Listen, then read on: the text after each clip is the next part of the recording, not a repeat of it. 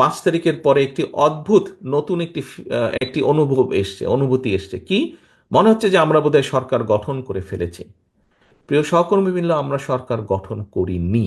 আমরা এখনো বিরোধী দলই আছে, বিরোধী দলেই আমরা অবস্থান করছি, বা আমরা অন্তত যাই হোক সরকারি দলে আমরা নেই বা সরকারে আমরা নেই।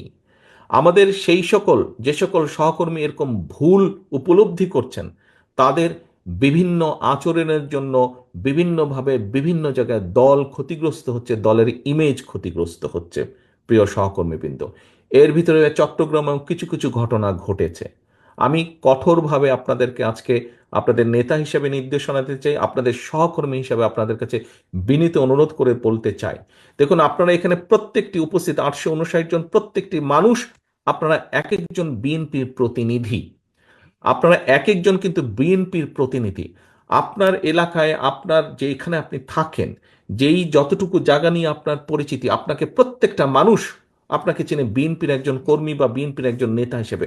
হলেন আপনি বিএনপির, হলেন আপনি যুবদল, স্বেচ্ছাসেবক, ছাত্রদল, শ্রমিক দল, তাঁতি দল, যেটাই হন না কেন, এন্ড অফ দ্য ডে আপনাকে মানুষ, আপনার যদি নাম হয়ে থাকে এরশাদুল্লাহ, আপনাকে ও বিএনপির এরশাদুল্লাহ, আচ্ছা, এইভাবে আপনাকে কিন্তু মানুষ চিনে। ও নাজিম, ও বিএনপির নাজিম, আচ্ছা, এইভাবে কিন্তু মানুষ আপনাকে চেনে। অর্থাৎ আপনি পরিচিত বিএনপির প্রতিনিধি হিসাবে। প্রিয় সহকর্মীবৃন্দ, আপনি যখন আপনার নিকট আত্মীয় স্বজনের বাসায় যান, আপনি নিশ্চয়ই আপনার চলাফেরা, কথাবার্তা, উঠা বসাতে এমন কিছুর পরিচয় দেন যাতে সেই আত্মীয়র মনে আপনার সম্পর্কে কোনো নেগেটিভ ধারণা না হয়। এটি নর্মালি আমরা করি, করি না? এটি নেগেটিভ ধারণা না হয়।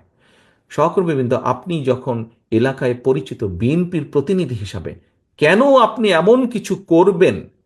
আপনার যেই কথা, আপনার যেই বিহেভিয়ার, আপনার যেই কাজের দ্বারা দলের ইমেজ, দল ক্ষতিগ্রস্ত হবে, কেন আপনি এটা করবেন? আপনার এলাকার মানুষ তো আপনারই স্বজন, আপনারই তো আপনজন।